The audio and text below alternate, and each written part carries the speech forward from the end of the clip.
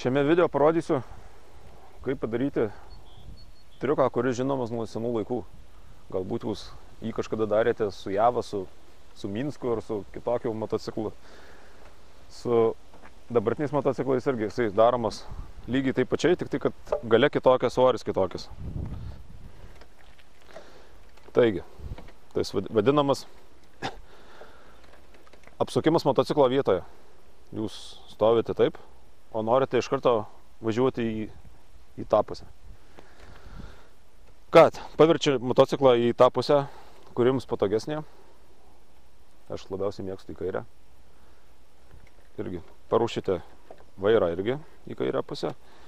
Aišku, būnate įsijungę pavarą. Pirmą, spaudžiate sankabą. Pagazuojate ir staigiai atleidę sankabą. Taip, viską perimėte ant rankų ir ant kojos ir darote taip, kad galas apsisuktų aplink savo ašį. Ir jūs automatiškai važiuojate į kitą pusę.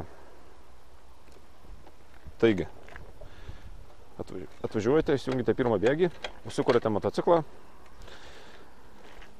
atsiremiate, spaudžiate sankabą, fuk! Motociklo galas pabėga, tik tai aišku, suspėkite paspausti sankabą, kai motociklas jau būna pasisukę 180 ar daugiau laipsnių kampu. Tai būdavo kažkada daromos ir tos vadinamos saulės vietoje irgi. Motociklas paverčiamas ant vienos kojos, na ir būdavo su javomis ten sukamasi, kol užkaisdavo variklis. Čia, manau, to daryti nereikia, pakanka tik tai turėti savo arsenalę kaip kažkokį elementą technikos.